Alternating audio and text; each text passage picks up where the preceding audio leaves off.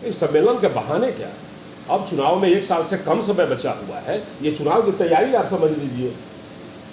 चुनाव की तैयारी ही समझ लीजिए। कार्यकर्ता सम्मेलन के मार्फत हम लोग अपने साथियों में ये जोश भरने का काम करेंगे। अपने जो हमारे माननीय राष्ट्रीय अध्यक्ष और सूबे बिहार के मुख्यमंत्री जी का जो विकास का कार्य है, उनका जो नीति है, हम लोग वहाँ तक पहुँचाएंगे उन लोगों के माध्यम से, जो कि एक एक घर तक वो काम पहुँचे और लोगों को बताया जाए। क्या रहेगा, कौन सा जगह रहेगा? तेनू ये जिला, हमने बताया जिला परिषद के परिसर। क्या लग रहा है जिस तरीके से अब तो विधानसभा का बिगुल बजना शुरू हो जाएगा और तमाम आपके जो घटक दल हैं सभी लोग अपने अपने सीटों का दावा भी करेंगे, क्या लग रहा है सिवान में क्या कुछ होगा? देखिए, ये क्लियर है कि एनडीए में 5 घटक दल हैं, लेकिन इस सबका जिम्मेदारी जो है हमारे माननीय राष्ट्रीय और प्रदेश स्तर के नेताओं के जिम्मे है। जो जितना सीट ले, जो जिसके खाते में जाए, जो जिसे लड़ावे, ये सारी चीज़ों का निर्णय लेने का अधिकार हम लोगों ने अपने राष्ट्रीय और प्रदेशी नेताओं को अधिकृत किया। जी जी। पिछला चुनाव में सर आप लोगों का सुपड़ा साफ हो गया था जदयू का, इस बार क्या लग रहा है आपको? पिछला चुनाव याद आ रहा है? अभी बिहार में 4 उपचुनाव हुआ, चारों हम लोग जीते, उसको भी तो याद कीजिए। चुनाव का तो ज़्यादा उसमें वो नहीं लिया जाता है। और सुपड़ा साफ किसे कहते हैं? आप लोग एक भी सीट नहीं जीते थे? नहीं, 43 जीते थे। नहीं, बिहार नहीं बोल रहा है, मैं सिवान जिला का बात बोल रहा हूँ। सिवान में आपका जो सीट था 5, आप 5 सीट हार चुके थे, भाजपा केवल 2 सीट जीती थी। एक तो पिछला हम लोगों को 5 सीट नहीं था, पिछले हम लोग 4 सीट। ठीक है, 4 में 4 भी हारे थे। 4 लड़े थे, हम लोग चारों लड़े थे जी, लेकिन लड़ाई हम ही लोगों से थी और एनडीए से 2 लोग जीते थे। हाँ, 82 उसको एनडीए के खाते में ही रखिए, चूंकि ये सीट और वोटर सब एनडीए का है जी जी, न कि अलग किसी जनता दल यू का और ये भारतीय जनता पार्टी का। और सीवान जिले के सर 8 विधानसभा की अगर बात कर रहे हैं तो कुछ चेहरे नए पुराने भी हो सकते हैं, आपको क्या लग रहा है? जो जिलाध्यक्ष है आप, हम अभी बताए आपसे कि सब निर्णय लेने का अधिकार हमारे माननीय राष्ट्रीय अध्यक्ष श्री नीतीश कुमार जी को है, लेकिन आप देखे होइएगा कि जब भी चुनाव हो रहा है कुछ नया चेहरा तो आ ही रहा है, हम इससे इनकार भी नहीं कर सकते।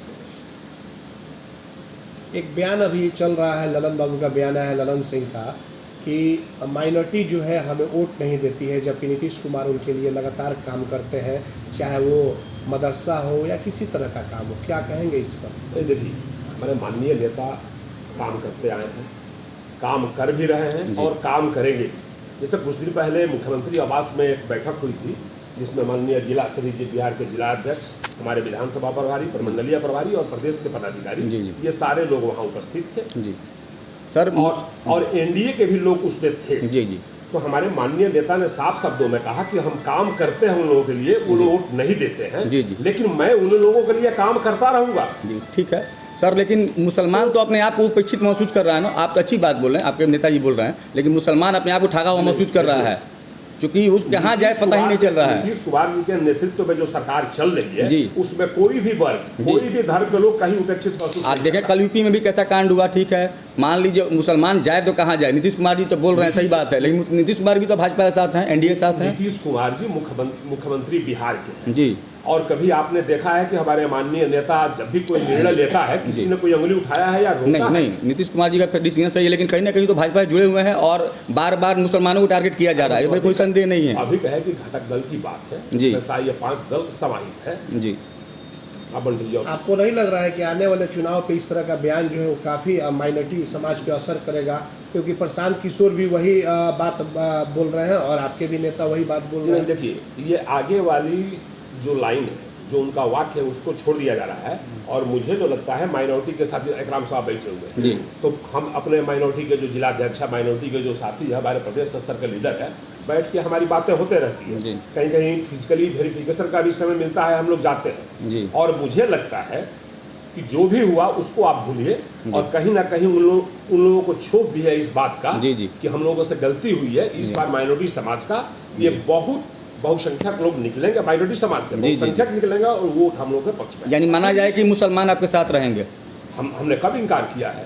कुछ परसेंट तो। देखिए, एक सवाल है, 4 विधानसभा में उपचुनाव हुए, वहाँ पे एक नारा चला, अभी जो नारा ट्रेंड भी कर रहा है आपका, बटोगे तो कटोगे। आपका एक घटक दल इस नारे के साथ नहीं है, उसने कहा कि इस नारे के खिलाफ हम हैं, साथ में जरूर है हर मुद्दे पे साथ, लेकिन ये नारा हम साथ में नहीं। देखिए, अभी हम एक लाइन बोले थे और फिर स्पष्ट भी कर रहे हैं कि एनडीए में ये 5 घटक दल है जी लेकिन दल तो अलग अलग न है, दल अलग अलग जी। है और हर दल का अपना संविधान भी अलग होता है। लेकिन पांचों जब ये मिले हैं सरकार चलाने के लिए तो एक कॉमन अपनी सहमति बनती है, उस कॉमन एजेंडा पर वो काम होता है। इसको चलिए अंतिम सवाल अध्यक्ष जी कि क्या यह जो तैयारी है जो सम्मेलन कराने जा रहे हैं कहीं ना कहीं बीजेपी को भी दिखाना है कि हम कितने मजबूत हैं?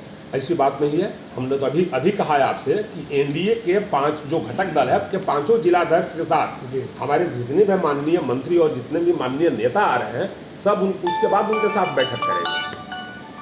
तो अपने हम साथी को क्या दिखाएंगे? हाँ, लेकिन और उसके बाद एनडीए का ये सम्मेलन होगा, फिर जिला सम्मेलन होगा और विधानसभा वार भी सम्मेलन होगा एनडीए का। उसी को लेकर के हम लोग उस पर बैठेंगे और कार्यक्रम की रूपरेखा तय होगी। भेजे हैं, देखिए आपको। ठीक है सर, धन्यवाद। चलिए बहुत बहुत धन्यवाद।